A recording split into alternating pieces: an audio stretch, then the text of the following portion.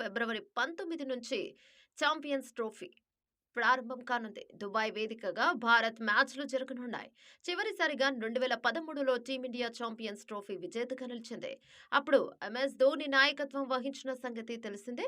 ఇప్పుడు రోహిత్ శర్మ సారథ్యంలో భారత్ బరిలోకి దిగనుంది. ఈ క్రమంలో స్టార్ ఆల్రౌండర్ హార్దిక్ పాండ్యా ఆసక్తికర వ్యాఖ్యలు చేశాడు. భారత్ బ్రాండ్ క్రికెట్ను ఛాంపియన్స్ ట్రోఫీలో ప్రదర్శించేందుకు సిద్ధంగా ఉన్నామన్నాడు.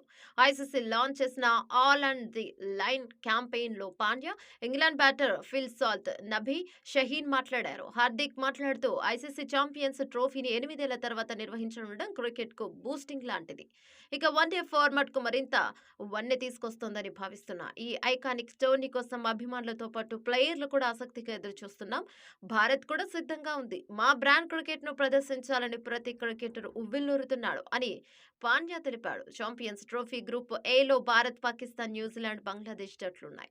బంగ్లాదేశ్తో ఫిబ్రవరి 20న, పాక్ ఇండియా వర్సెస్ పాక్ ఫిబ్రవరి 23న, న్యూజిలాండ్తో మార్చి 2న టీమిండియా దుబాయ్ వేదికగా తలపడనుంది. దాదాపు 8 ఏళ్ల తర్వాత ఈ ఐసీసీ టోర్నీ జరగబోతుంది. దాయాది దేశం పాకిస్తాన్ ఆతిథ్యం ఇస్తోంది.